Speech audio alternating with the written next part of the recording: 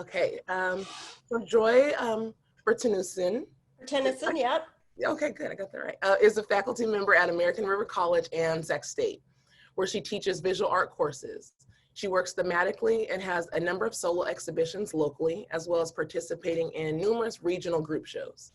Themes that she has explored include the 7 mortal sins, cautionary tales, boxing as a metaphor for the creative process, and most recently, physical distortion as a means of expressing ideas about interiority.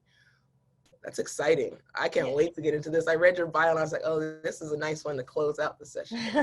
Thank you. I hope I have the energy for it. It's like, oh, I've been talking for 3 hours, and so have you, right? Yeah, not 3 hours. I don't know how. Yeah, I couldn't do 3 hours. I'm going on an hour and 15 minutes. Yeah. Yeah. I get it. After your interview, I'm not talking for the rest of the day. Yeah, me too. Exactly. Are you in your studio? Is this where you're sheltering in place? Yeah. So this is my everything space. So it's a dining room. And I've been doing like tours with my little document camera. It's my dining room. I actually had a studio built, but it's not quite ready yet. And so the dining room is where, you know, I make stuff, but also where I'm doing all of my teaching. So all of my online teaching, so like behind me, you'll see where the still life, you know, where I set up the still life for my students. So this is like the everything, you know, production studio, painting, drawing, art history. It's all happening in this space.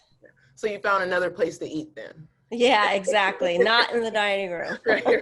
I try not to eat around the computer, although my sweetheart brings me snacks and it's dangerous. Yeah. Mm-hmm. Okay, so can you tell us about your current body of work?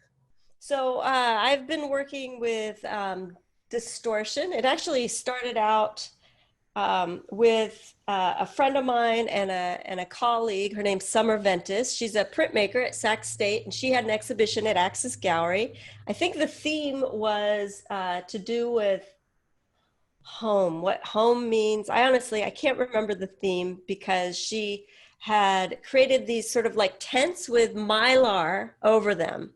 There were just like 2 in the studio space. And I got so interested that Mylar is basically like the same stuff that they use in the fun houses as the fun house mirrors to make you look really big or really tall and skinny. So I was having so much fun, you know, with that, taking photos of the distortions, that then I sort of lost the meaning of the theme of her work. But the distortions then really have sort of become maybe a metaphor of where we're at right now. Because like, if we're in like I feel like we're like in an alter reality. And I talk about this, you know, and I'm sure everyone you've talked to Containment was the name of her exhibition. I think, you know, probably everyone you've talked to has said something about this, that we're in this kind of weird space that as an educator and maybe as anybody you thought was temporary, and it's not. And so like this is like, is this the new normal? And I don't know how to adjust for that. So we're in this distorted realm. And so the distortion sort of becomes the language that seems to appeal to me right now to speak to that. And so I looked on your Instagram and I really love abundance. Is that part of your current body of work? Is that something? Yeah, well, yeah, I mean, yes and no. The collages came about for a couple of reasons. Was it this? Yes, yeah, it was. Okay. That. I can't remember if I called it accumulation or abundance. The collages are also recent, and they are, what are they? They allow me to do things. So a collage is something that's kind of, I was using the word like a one-liner. It allows me to use a smaller area of my space, particularly when I'm so busy trying to have everything set up for teaching. Like I work in encaustic, which is wax, which is this stuff up here. But that like, I feel like I really need to be super focused to do that work, because it's a lot of processes and I don't have time for all these processes. And then the drawings I can do, but those take a long time. So these are based on an accumulation of images. So as an artist, I have a theme. Like, so for example, the boxing as a metaphor for the creative process, I have lots of boxing images that I gathered online to use as reference points. Plus I collect objects. And then when I'm done with that series or whatever, those things get put away. But then I start pulling them back out, and now I'm using them in collages. So but the collages, you know, they range from being fully developed to being, you know, kind of, you know, silly. Like I really liked, I don't know if you get the light's good, but you know, I like the contrast of something that's serious, like these serious sculptures, and then I've collaged like a bag of potatoes over it. So the contrast of, you know, things that are serious with more playful, it's like the Monty Python collages or something, is sort of how I think of them. So yeah, I don't think of them in terms, I mean, maybe someday I will show them, but they're more personal amusement. Plus I'm not a very good gluer. You know, like I just like this, they're kind of, I don't know, the paper warp. So I feel a little bit self-conscious about that. But they speak to a lot of the things that I'm interested in, because they're already curated images, but because they were images that I typically selected for a body of work I was already going to be working on. And then those get mixed with all of these other things that have no relationship, but suddenly you put them together and they do have a relationship. And I really like that. Nice. I'm interested in your artistic process as we think of like the encaustic, the drawing, the collage. What is your process? Yeah, the process varies. So if I am working in a medium, I tend to be like focused on that. So although I'll work on numerous works at once, like if I'm doing encaustic work, then that's what I'm going to be doing. Like I'm like, I've got my, you know, my paint's heated up, and I'm going to be working on several at a time. So I don't know. I mean, like the first part, like if I haven't gotten to work for a while, the first thing I'll do is start organizing my studio, because as I'm cleaning, it brings ideas to the forefront about things. And then, you know, like if I'm going to paint, I don't typically draw first. If I'm going to heat up the encaustic paints, I'll start painting directly on the surface. I'll do like an undercoat and then start painting. But by that point, I kind of have an idea of what I want to do. Other processes in the studio, if I'm without like ideas, I'll start a self-portrait. It's just a place to start. I'll start pulling out my still life objects and getting ideas. I'll play with these images to get ideas. So I don't know if that answers your question about process. Yes. Depends on what I'm working with. But a lot of it is, you know, looking at images, thinking about images, and then I just start to go. Yeah. And what influences or inspires your work? I mean, everything. I was going through some of these images, you know, quirky things that you see standing at the supermarket in line, memes, historical events, you know, there was that big oil spill some years back, sometimes political events, personal things that I've read. Lately, I was thinking about making some artworks about the way that Zoom corrects my transcripts while I'm teaching, or doesn't correct the transcripts. So when I'm teaching on Zoom. That's the format that I'm using. I'm lecturing on Zoom, and Zoom now transcribes it, right, for closed captioning, so that it's accessible. And at the start of the semester, I was going back and correcting those transcriptions because the punctuation is wrong, and if you use the name of a person, place, or thing, it's going to transcribe it wrong. So I thought these would be great. Like, so for example, I was talking about an artist. So this might be inspiration for work later on. I don't know. I was talking about a surrealist artist. And the first translation, the closed captioning named the artist Run Amok. So, you know, I was talking about the surrealist painter. He makes these interesting artworks, and his name is Run Amok. And then in the next translation, I was talking about that same artist, and the closed captioning, the transcript for the Zoom renamed him Rename a Great. So I was just laughing, run amok and rename a great, which Rene Magritte was the surrealist painter. So I think I posted something about that on Facebook, but it was just, I was just laughing because it was so off, you know? So I don't know. Ideas come from all over the place. I was talking about that before, just life. Yeah.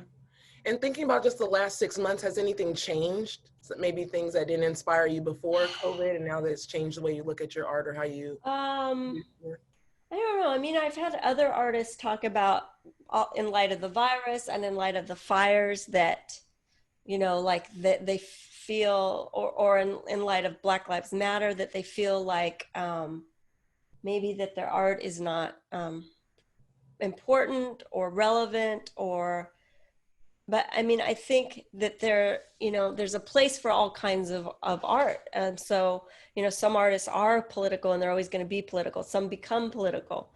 Other artists are about personal beauty. So I don't know that I don't think my practice has changed, but my ideas are changing about how the world is working. Like things are more digital now. There's less, like I was talking about this in my video. So if I want to look at you, I'm looking at my document camera, but to actually see your expression, now I'm looking at you, but your experience of me looking at you is that I'm not looking at you because I'm looking at you on my screen. Right. So it hasn't affected, I don't think it has yet, except for with the distortions. But I don't know how it's going to affect it. I think it will, but I'm kind of a late bloomer, so stuff might come way later. And what's your current favorite art material? So I was talking about this before. I really like China markers. So they're this, you know, really, and this is a lot of reiteration, but they're wax crayon that people use to, when they're going to sell something, right? You're going to have a yard sale and you're going to write 50 cents on it, right? Because they could be removed. It's some kind of a wax. So like Sharpie makes them. Used to only be able to get them at the hardware store. I get them now. You can get them at the art store, and so like, you know, this is a recent one, distortion, and I don't know, I just love them. I love them on a hard surface. You know, I like what they do. So that's my go-to drawing material. Nice. Is your artwork included in any current or future exhibitions? I have nothing lined up. I do have one piece I can't remember which piece it is. Anyways, I have a piece up at the Axis Gallery. I mean, not at the Axis, at the Verge for the preview exhibition, which I got to late, so I actually didn't get to go in. Do you even know how long those are up for the Verge preview exhibition? I'm not sure. It's a good question. I'm not either. Yeah. So anyways, so right now that's all I've got. It'll be up until the 27th. Okay, all right, thank you. Thank you. Social distancing and mask guidelines, check it out. All right, so that's all I got going right now. I haven't pursued anything. Honestly, the teaching online has got me really, really busy. Yeah, I bet. One last question before you go and you don't have to talk anymore for the rest of the evening. What is bringing you joy? Well, I guess, you know, being able to talk with friends, like Pat Wood is a good friend of mine. She teaches at American River College. So she was asking some really good questions in my studio visit. And, you know, so still being able to communicate with friends. Iana Frisbee, who is also one of the participants, she lives on my street. So she's been like one of the few friends that I've been able to see through this whole virus in person, just because, you know, we can take walks and stuff. But, you know, at least having the texting communication, I think, you know, with friends and family I think it's probably what keeps us all going. Yeah, definitely for me. Because the world is weird otherwise. And some of my students are very present, but not all of them. Well, thank you so much for taking Thank the you. time, and hope you get some tea and get to rest your, as Yeah. soon as we end this, I'm doing the same. Yeah, I got more than tea waiting for me. Thank you. One last thing, where can we see your website, Instagram? Yeah. So joybertinuson.com, which, my name is there. But of course, like most artists, it needs to be updated. And then I think my Instagram is just under my name, Joy Bertinuson also. So I'm trying to do more of that kind of stuff, but my self-promotion skills are pretty terrible, honestly. Well, I love your Instagram. I'm a new follower. Oh, thank you. Thank you. Excited That's to see- awesome. Yeah, I'm excited to see more work come from you. Yeah, me too. I think everyone on the panel, it's my first time meeting, so I'm really excited to kind of grow just who I know in Sacramento. Yeah, I didn't know you're an author, yeah? Yeah, a curator. Oh, you're a curator. Yeah, I've written some work for some of my exhibitions, yes. Yeah. Okay, very nice. Yeah, I've worn that hat before too. Yeah. That's a lot. It's a lot of work in another way. Right. Uh-huh. Well, thank you so much. Enjoy the rest of your evening. Okay, thank you. Yeah. Bye. Bye-bye. Bye.